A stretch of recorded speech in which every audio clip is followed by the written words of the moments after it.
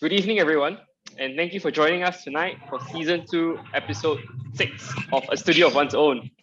My name is John, and I'm the host of this show. This series of dialogues is proudly presented by DEC and seeks to connect audiences to photographic practices from across the region. Season 2 of A Studio of One's Own spans 8 episodes, with new episodes airing live on a fortnightly basis. At the end of the 45-minute conversation, we'll be keeping 15 minutes for questions and answers from the audiences. So do put in your questions. Joining us tonight is the Indonesian photographer Agan Harahap. Agan graduated from the Indonesian Design School in Bandung, Indonesia in 2005, after which he moved to Jakarta and worked as a senior photographer for Tracks magazine. Since his solo exhibition in 2009, Harahap's works have been featured in many notable exhibitions, including Apa Kabar, Showroom Mama, Rotterdam, the Netherlands, Hello World, and numerous others as well. Agan was also featured in the Singapore Biennale 2016 and Atlas of Mirrors. And in his studio practice, he has maintained a fascination with the art of photo manipulation by combining satire or parody with social commentaries. Hello, Agan. Thank you for joining us tonight. How have things been for you? Hello. Everything's good, like always. It's wonderful to hear. Like for this series of conversations, like a little bit of tradition already, for every episode to begin by diving into the history of the photographer and retracing a bit of their practice from the start. And I think your entryway into photography might perhaps be the most amusing by far. And so basically, I read online that in 1999, when you were still a graphic design student at STDI in Indonesia, you actually did not enjoy photography.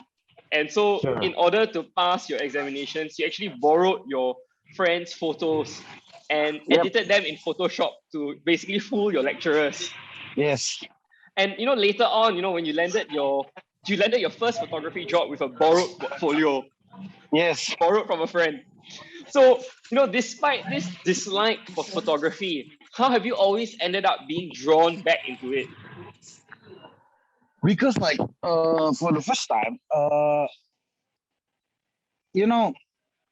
my Photoshop came because because I don't like photography, I have to do how I have to pass the exam. And then I just addictive into addictive to fooling people. Yeah. My lecturer, for my friend in workplace, and then I have for me photography is it is for me it's very easy to talk what we want to what we want to share to our to our public. And then I always end up with Photoshop and stuff like that. But at the end, after I work in magazine, I start to learn and I fall in love with editing photography, of course. Right. And so you're this, your love for doing Photoshop, it started off almost as if necessity, so as you can pass your exams and etc. But then now, it has become like your calling card. You're most famous for these Photoshop projects that you do. And so when was it that you decided, okay, I'm going to make Photoshop pictures, my thing, my specialty? Yep.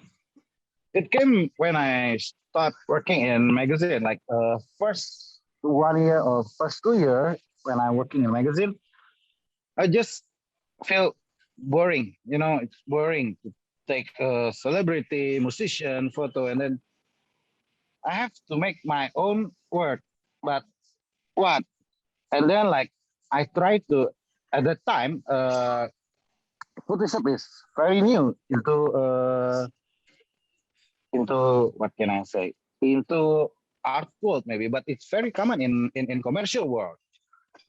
And then I start to communicate, I start to give my thing, my into with Photoshop, with photo editing. Try to I try to questioning Mhm. what is real, what is not, stuff like that.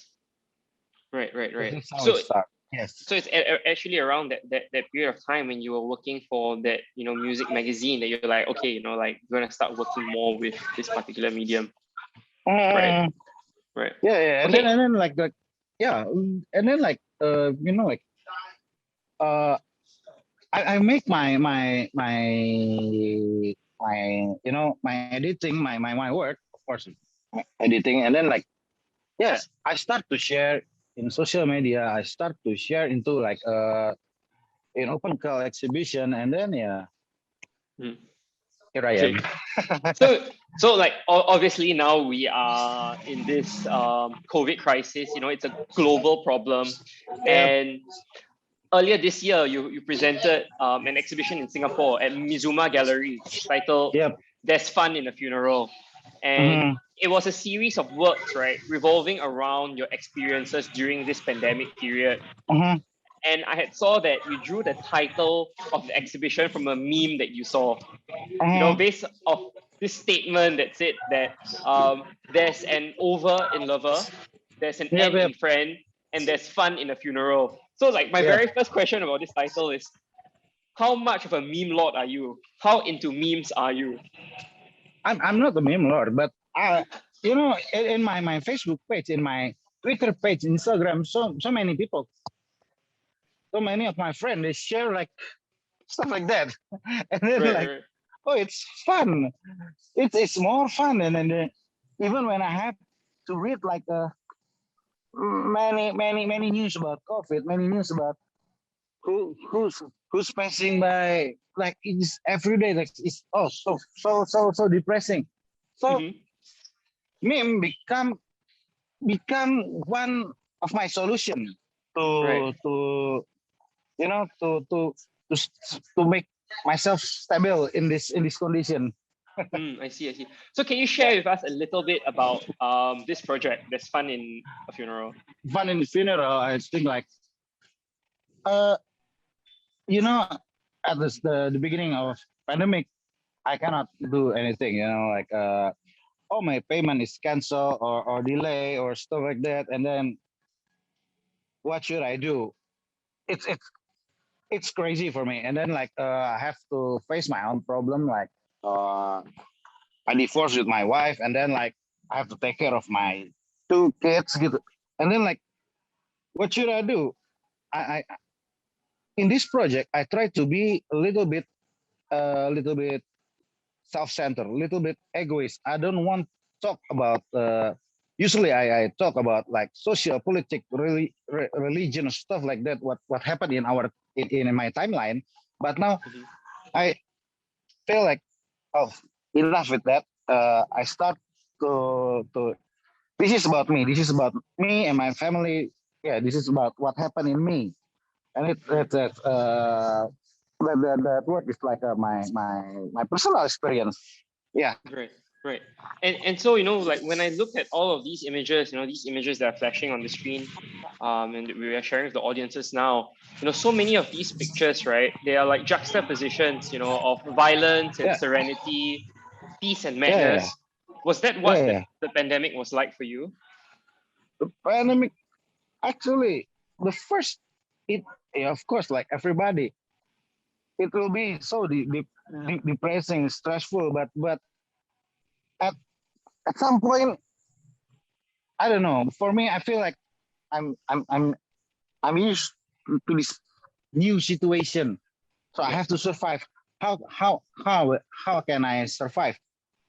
I have to make fun of this kind of funeral stuff every day. Like, oh, my friends passing by, passing, rest in peace every day. How? And then I have to make fun, but not showing to them, but I make for me, for myself. That's why I said that's my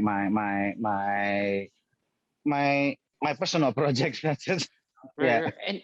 And how do you go about deciding the choice of some of those pictures? They were a very, very, very unique combination of images that you created. Yeah, I just thinking like some I love to use Fable as Mhm. my work. Like many years ago, my first solo exhibition is about Fable. I am Mhm. do like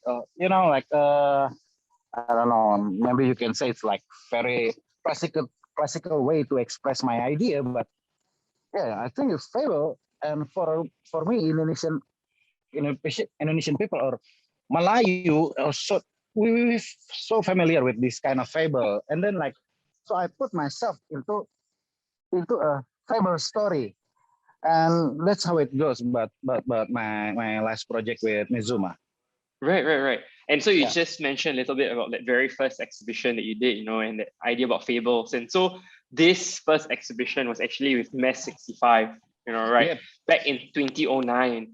And I'm Mhm. actually very curious as to what you showed. Actually, the information cannot really be found quite easily online, especially for an English speaking audience like me. Could you share a little bit more about that particular experience?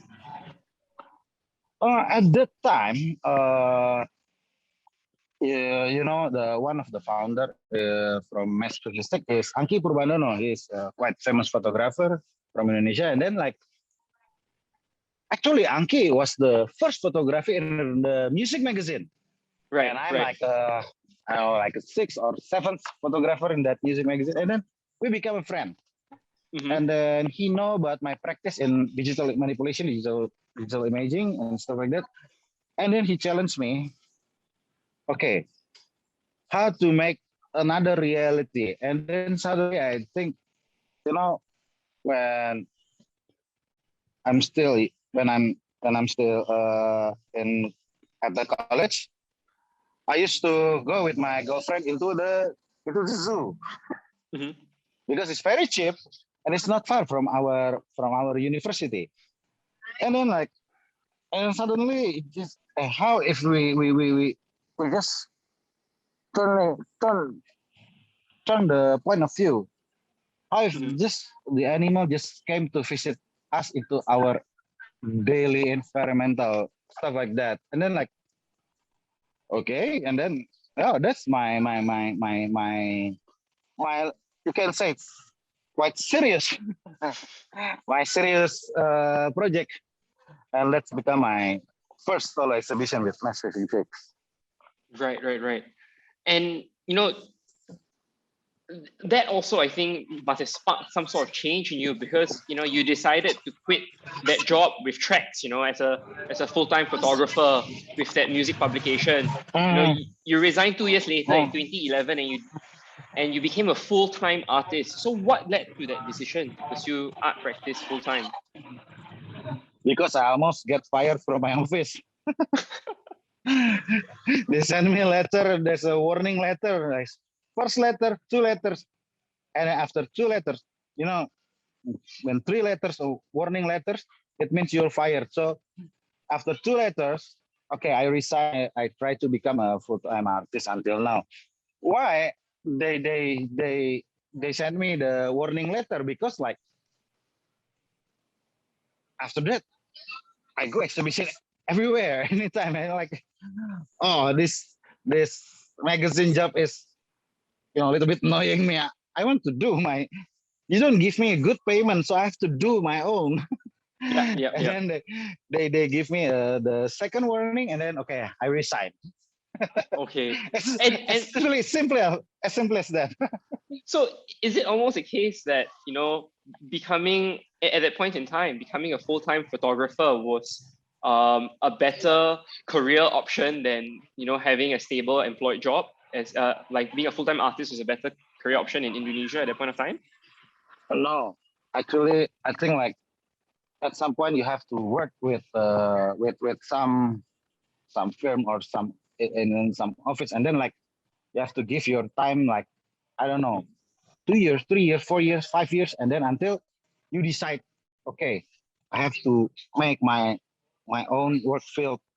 This is what I wanna do. This is in this like in like in that period like 3 or 5 years period, you can get into the link. You can get a link.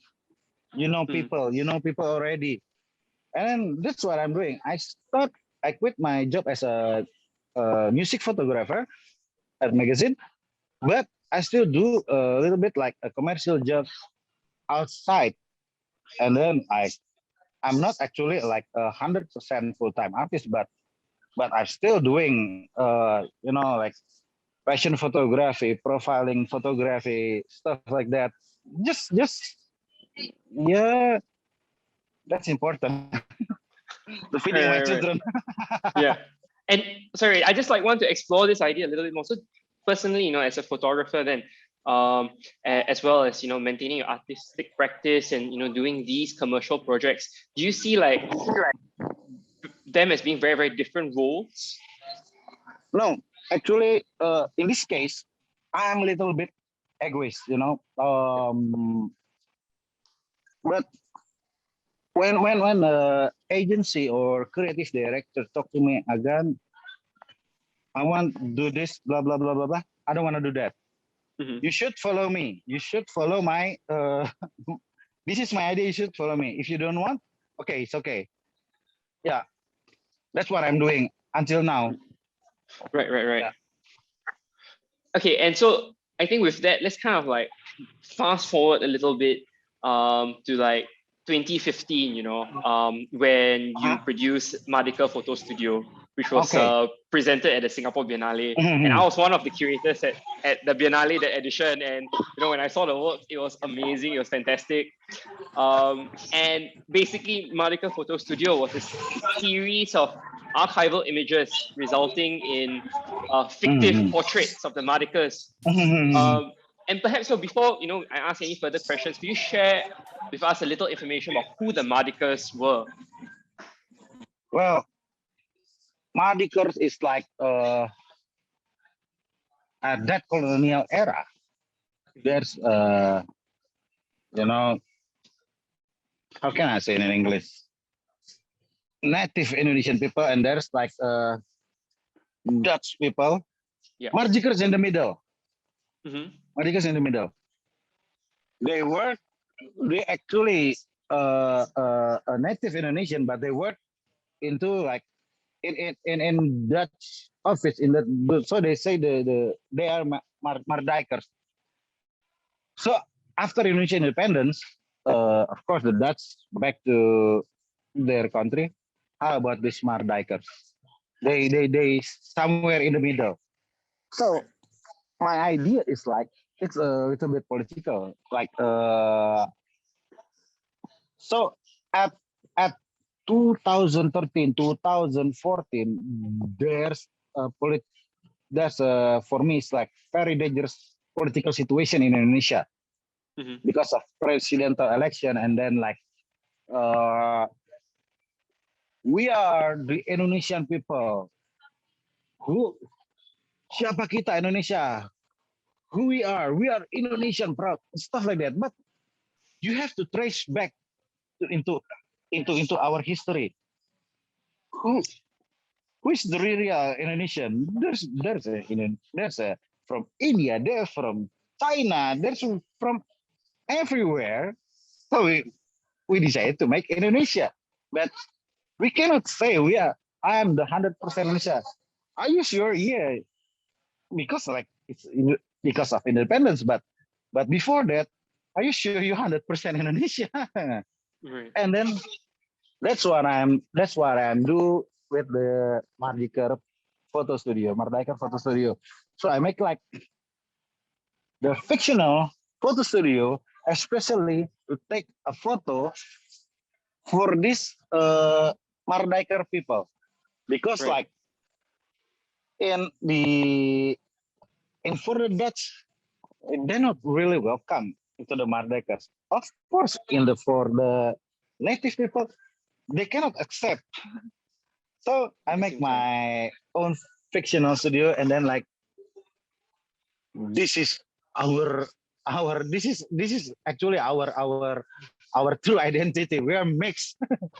Right. You Right. cannot Right. say I'm 100% Indonesia. I'm 100% Batak. I'm 100% Javanese. Are you sure? You cannot say that. Right. And I Yeah, think for so like me, it's also the project was so interesting because it was like almost a reversal of like the colonial gaze. You know, yeah, the this practice of going to a photo studio was something that was really introduced by colonists when they arrived yep, in yep, Southeast yeah. Asia and to take that photo itself. And so you were essentially almost kind of like reversing, having a reversal of the power dynamics as well, right? Yep. I always reverse like because like that's the for me that's the very easy, that's the very catchy way to get attention. Mhm. Just to put everything, but Right. into some rules of course. But yeah, for me, and then like so for the first time, I put the this project into my uh, I make like a fictional like historical study group named Sejarah X Yep. in Yep. Instagram or in Twitter, but in Twitter there's no more because I don't know Mhm. why. So yeah, and I that's why I make the juxtaposition just to get attention for Yep. people. And then when oh this is real because like when I create that, I make like a very for me it's very good narrative, yeah. Yep. Narrative like at this time, at this year, blah blah blah blah blah blah. Is one of blah blah blah blah blah, and then and then like people like oh that's our ancestor. I'm proud to be Indonesian, but are you sure? Are you sure Right. that's true? That's the real Right. photo? Yeah, stuff like that. Yeah. And so Malika Photo Studio is part of that Sejarah X series of Yep. works, and what Yeah. led to your interest to tackling history in that hit-on manner to begin with? Okay, it's begin actually at 2013. Hmm. 2013, if I'm not wrong. There's I get invitation for Jakarta Biennale. Jakarta Biennale is like they actually they want me to create uh, something massive in social media, something viral. Right. But we wait for the moment it never happened. Hmm. So I, I turn turn that point into the history. So I create history. Why history? Because like we are as Indonesian, we don't really know about our history. It's just like mouth to mouth stuff like that. Even in the book, you, we cannot 100% believe what the book says. Right. We cannot, yeah. So And and then one of my hobbies like opening like like how can I say like someone blogspot who who very interest who had very passionate about history, but some of the historical moment is never written in any book. That's my hobby. I don't know that's real or not. So what I'm doing is like I just you know I just put like just a little bit, just a little story. You seen like uh Manny Pacquiao, right? yes, of course. Manny Pacquiao. Yeah. Couple days ago he fight and he lost. Manny Pacquiao uh have a match with Indonesian boxer and then he lose at the earliest because Manny Pacquiao had diarrhea. Right. That's true. But that little piece of history that I like and I put on my Sejarah X. Yeah. Right. That's real. Or Van Halen, Van Halen. Yeah. Eddie Van Halen. Yeah, Yep. his mother is from Indonesia, from Rangkas Bitung. That's real. I put so when I put like something like Mardikers, people, is it real or not? They just believe. Right. And so, Yeah. what was like your personal goal when you approached this subject matter? You talked a little bit about like the socio-political situation Mm, at yep. that particular point in time. In the run up to elections. Were you trying to, inform your audiences better, or try to make them No, develop a better I want understanding? uh, actually, I want to give like I want to educate people. Don't just believe what you saw in your Facebook page because Mm-hmm. because of 2014 presidential election, so many families, so many friends, so many relatives are split out because of different choice. Mm-hmm. That's a very serious, I think. And then so I play with that because I think people only want to believe what they want, that what they want to believe. If Absolutely they agreed. don't Yeah. like, they don't like, they just don't believe. But it's true. So yeah, that's the point. That's my entry point. Mm-hmm. Yeah, and Nice. it's continue with my another project in social media and stuff like that. Yeah, and earlier on, you talked about going viral, right, on social media. They wanted a project that would go viral on social Mhm, media, and on more than one occasion, right? Your tongue-in-cheek Photoshop projects have resulted in extremely viral circulation mhm, of those mhm. images that you have created. And despite the humor these images possess, you're also always kind of directing your attention to some more deep-seated social political kind of issues. So, Mhm, for instance, in the story of a fish, mhm. there was a flower horn fish, or better known as a luohan fish, Yeah. to our audiences in the region. You Mhm. know, the fish was sporting a hammer and sickle on its forehead, and that Yeah. went like super viral. So, what was the story behind that particular project? It's the it's a continue.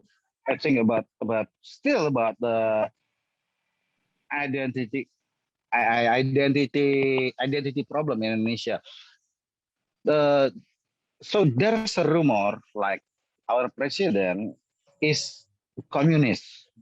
Mm-hmm. There's a very in family group in everywhere they just saying, oh, Jokowi is communist. Jokowi is communist. And then at some point, people get afraid to. They just believe like communists will back again. And then people everywhere get paranoid. So there's a friend, my friend in Jakarta. They just open like can I say a music store. They sell like CD, cassette, old stuff, and then T-shirt. And then there's some metal band from Germany. I forgot. I forgot the band's name. Creator. They just put It creator. was creator, They right? Yeah. just put the hammer and sickle. They, is this creator or maybe creator? I forgot. Germany, yeah. Yeah.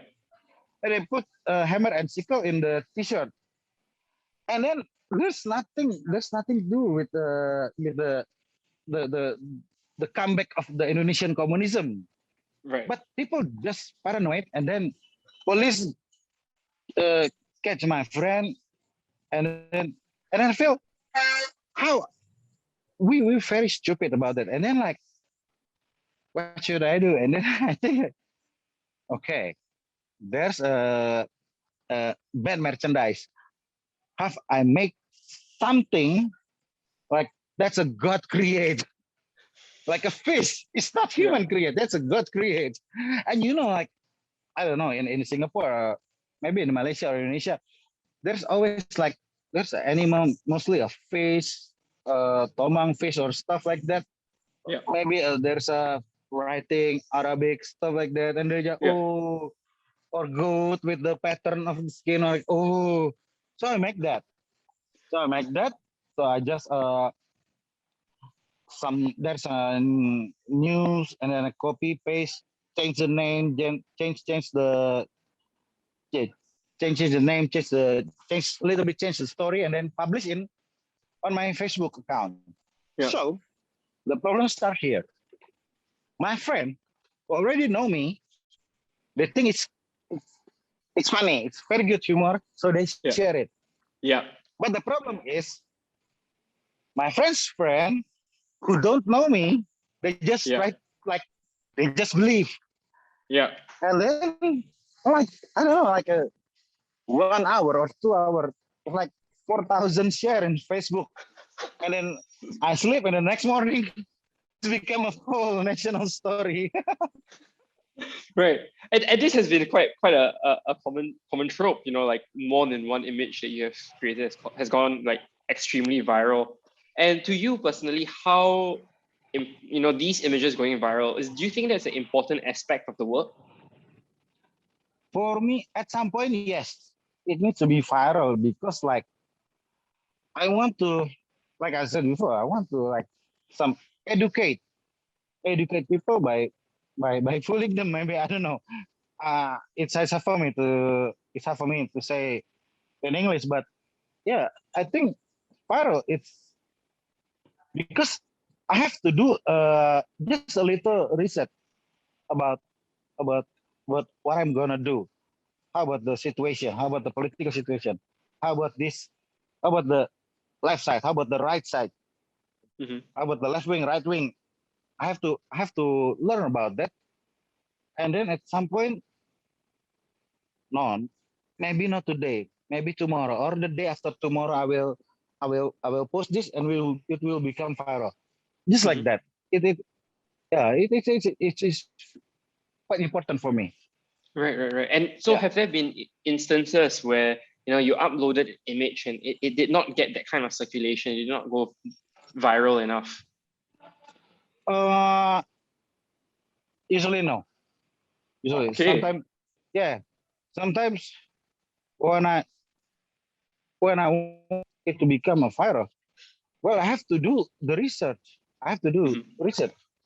I have to learn, really learn about everything, and of course, I have to to to make our own protection. How I Yep. will, how how how people cannot catch me. How I have to do that. Right. And Yeah, actually, of you know, course. this point about people catching you, right? Especially with these kind of doctored images, is actually very interesting to me. Yep. Um, like I recall one of your particular projects along the same vein, which was titled "I Was a Punk Before You," which Uh-huh. was a doctored image of the Indonesian president Joko Widodo, which went Yep. extremely viral, and you even managed to get a response from the president himself, right? Yeah. And it was basically a picture of a look-alike or maybe a Photoshop image of a young Jokowi, right, looking like a punk, Yeah. right? And you know, the Indonesian president, you know, took it in stride. I think he probably found it quite humorous, and you know, he shared his Yeah. own Yeah. photo when he was young. But Mm. you know, on the other hand, right, I'm wondering whether you would have been let off, you know, that easily, you know, if let's say you were doing a project like that in Singapore. Because like in Singapore, we have this very serious law about the Yeah. dissemination of like fake news online. It's called Yeah. Of COFMA, course. right? And in this digital age, you know, where online misinformation can have disastrous effects, you know, do you Mhm. think that a line is going to to be drawn somewhere on certain topics, or do you think that it's, you know, it's free to criticize, especially in this online realm? For me as an Indonesian, we are very criticized in online. But the most important thing, like, you have to know, you have to know, you have to know the rules, Yeah. what to do and what don't. That's important thing. Hmm. And then, like, in this kind of pandemic, uh, okay, you can criticize, but you have a little bit more. Uh, Government is very also stressful about this pandemic. Also, people, but yeah, maybe it's okay to do that. But for me, I just don't. But I don't know. It's just for me to say in English. Sorry, sorry lah. It's all right. Take your time. Yeah, but yeah, we have the point is, like, we have to learn, really learn about, not, you can criticize government or someone or mass organization, but not straight to the point.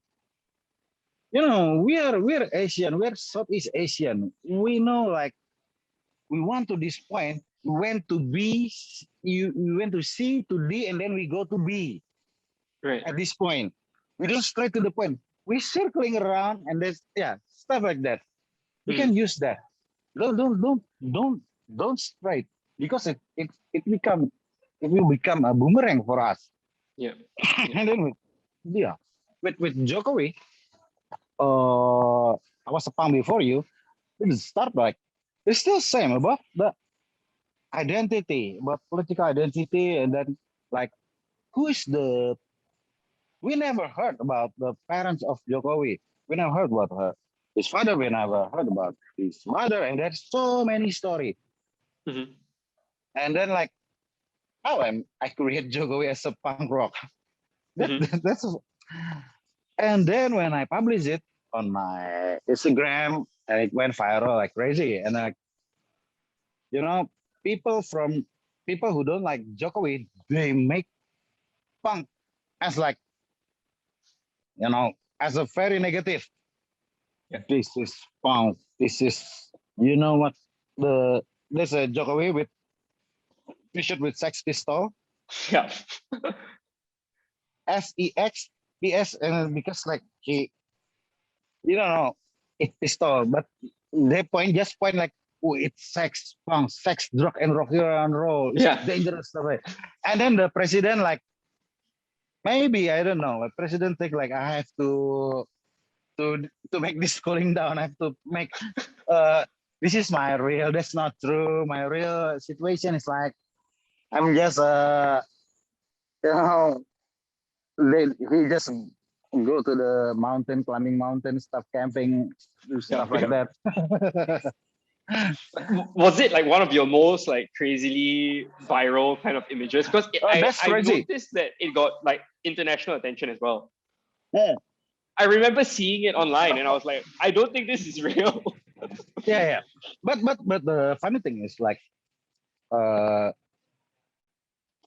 that's a 2018. 2018. Yeah. There's I don't know, IMF conference somewhere in Bali. Mm-hmm. And at the same time, there's a Art Bali. So the curator in Art Bali, Agan, do you have a work? Okay, this is my work. I was punk before you. Yeah. Are you crazy? You want to put this? Yeah, why not? Because like the IMF is like very international conference. So there's many leader from another country come to Bali to attend this conference, and then it did the same location. So the curator said, Agan, I will put your work in this exhibition, but if somehow they have to, get removed from the wall, is it okay? It's okay. So everything is okay until the end. All right, wonderful. So like the photo, there's some man take a selfie with Jokowi. Actually, he's the minister of everything in Indonesia. Right. Well, one of the most powerful person in Indonesia, and he takes selfie with my artwork. And then, see, it's safe, right? Okay. I think in a way, I can't help but feel like, the success of these images is, in part due to people who genuinely want to believe that they are real. Like when I see a picture of like Jokowi as a young punk, right? I want to believe that is real, it's just a beautiful story to have. And what I also find interesting is that because a good proportion of these images, they always start circulation from either your Facebook or your Instagram. It's like many people still have not caught on yet. They don't realize that, hey, this was shared by Agan first. There's a good chance that it might not be something real. And, that kind of reinforces that, it's just that we want to believe, we want to feel good, we want to spice up our lives. And so then there's this other question, which is like, what about pictures which people don't want to believe are real? right? For instance, can you imagine like a world famous anti-vaccination person, and then you Photoshop him getting vaccinated? Have you thought about, works like that, which challenge the disbelief of people as No, opposed to belief itself? uh, no. It based on my research. Mm-hmm. Yeah, I have to make something that can be like a confrontation between the two. Mm-hmm. Uh, I cannot make like about fascination about anything about COVID stuff like that because I don't want to. I have empathy for the COVID people who get COVID and their family who get lost and stuff like that. I don't want to do that. Mm. And some of my friends also they anti-vaccinated too. I don't want to do that. But yeah, I think like for me, research is very important. The Mm. research is very important to make this work, make some work to you want to post something on social media, and then like I have to like, should I post it first on social media or should someone first? That's my image, but I give it to someone and Mm. I ask him, hey, you should post this image at this time, at this date, stuff like that. Yeah, Right. that's very important. And then like, which kind of friend should I trust? I trust him or her to post it, post my work. That's Mm. very important. And then like, so it has to be balanced for me. Right. We cannot do in one side and they make other side angry or yeah. But yeah, we have to do like in balance. That's the difficulty. Okay. How And you so, wanna how mm, you how if for example uh at couple years ago I don't remember maybe 2017 you know Blackpink right yes. Blackpink so Blackpink come to Indonesia and they got protest because they're wearing too sexy clothes. Some people in Indonesian said that's too sexy. It's not good for our uh, culture, stuff like that. So I have to make it balance. So I make a Blackpink as a become a with wearing like hijab stuff like that. Yeah. And then people who protest they'll have to okay it's not fit. It's not Yeah. fit. Come on. Yeah. You Yeah. cannot force your identity to other people. It's Yeah. wrong. So I Yeah. have to Yeah. do research stuff like that Mm. to create image like that. Right. Right. So I have And at some so, point I have to I can responsible what I'm doing. Yeah. all right. And so, to all of our viewers tuning in tonight, before we get to the final question of this evening, the final question I have for Agan, I'd like to remind all of you to Mhm. put in your questions into the Facebook Live comment box for Agan if you have not. And we will leave some time at the end of today's segment to let Agan answer those questions that you have. Right. And back to you, Agan. I have one final question. So, Yep. you have done a lot of research, right, into the psychology of like the viral post, of what makes a post successful or unsuccessful on social Yep. media. So, Mhm. can you share with us some of these maybe secret knowledge that you have learned? Actually, it's simple. You have to read everything. Mm-hmm. So I have like I don't know 3 accounts in in Instagram, 2 accounts in Twitter. I follow both sides, so I know what happened. I really know what happened. So this is the craziest thing. Recently, with with another another another account. I don't, of course, I don't put my real name. So they invite me into into like anti-government group in Telegram. Oh, that's crazy, and that's crazy. And but it's important. It's very important for me. Like I have to know what happened in this side. I have to know what happened in that side. So it's like I said before. I have to make. If you want to make a joke, don't hurt anybody. If someone hurt, they got some learning from that. They don't just angry, but they have to learn something, stuff like that. I make balance when I put like some uh, some critic for the right wing or some critic for the president. I have to make it balanced. And for me the caption is very important. Not just because not just visual that I post on my social media, but also the caption. Mhm. That's very important. That so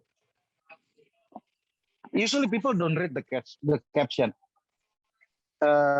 Usually the very long caption. But if you read the caption, you should get my joke. But if Right. you don't read the caption, that's become a boomerang for you. Right. All right. And thank you so much. That's all the questions I have for you, Agan. But we have some questions Yep. from our audiences tuning in. And the first question actually comes from Gwen herself. So Okay. Gwen asks, that do you think identity and race are uncomfortable topics for the arts in Indonesia? And which is the more sensitive topic? Is it race or is it communism? No, I think every identity, identity, it's important, but it's sometimes it's very risky. Mm, we can you can make something with the identity, with the political view, with the religion view, with cultural view, but we have to very be careful. But at the same time, it's very important. It's very important because of what? Because of like many youngsters, many Indonesian people, young age, they use social media. This is this is based on my research. They don't really care anymore, and it become at one side that's okay, but the other side it's very dangerous. It's very dangerous when someone become antipathy about something, about your culture, about something, it has become dangerous. It's not good. But in this kind of situation, like people still care about race, about religion, about culture, about political. This act like what Indonesian youngsters do is the best. They don't really care about that. They just, Right. I don't care. But at some point, maybe next 3 or 5 years, they have to be awakened. Mm. So I And know so some yeah. and Excuse so me. as an artist, right, how do you think you can approach these kind of difficult and challenging topics? Many way.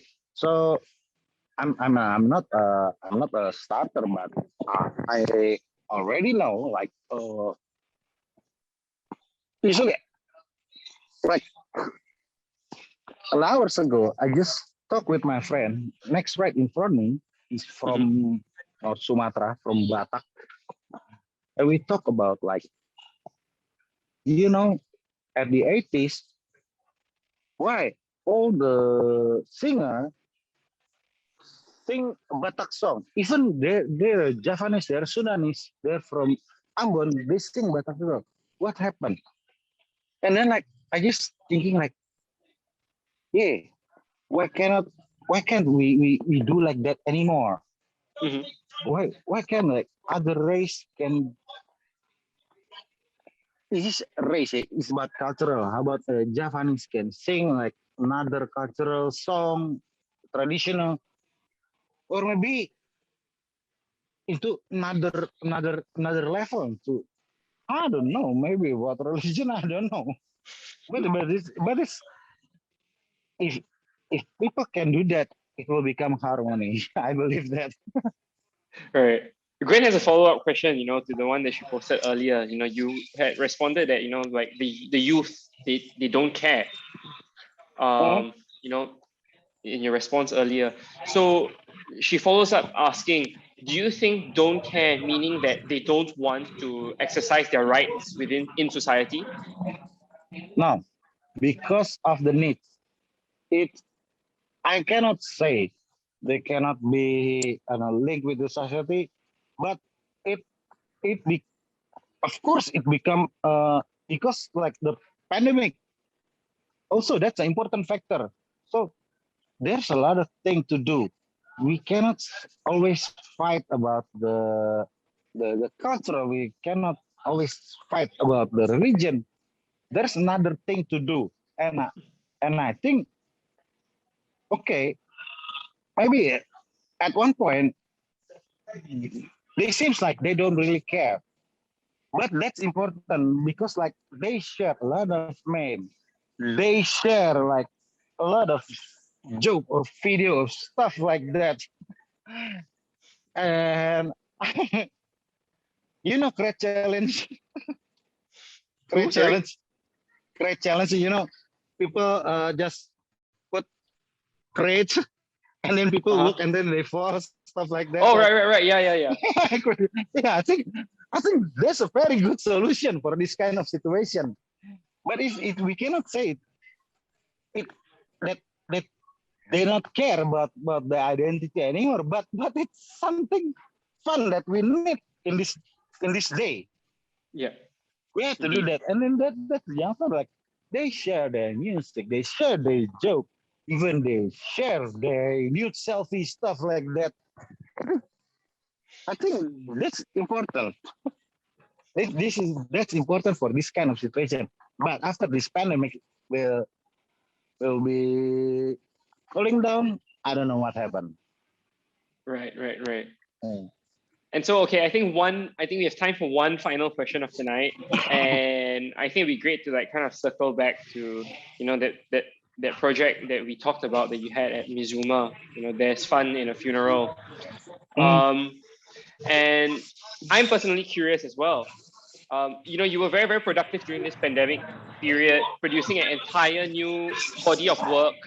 Do you have any Mhm. advice for other artists on how to best make use of this pandemic period for creative development? Mhm. So this is interesting, very interesting question. So during this pandemic, uh, before the pandemic, I usually to look like a bigger issue, like political, cultural, stuff like that. Mm-hmm. But during this pandemic, when the situation forced my kid to stay at home, Mm-hmm. and they ruin everything. So this situation, I just like I have to appreciate little thing that actually happen around me every day.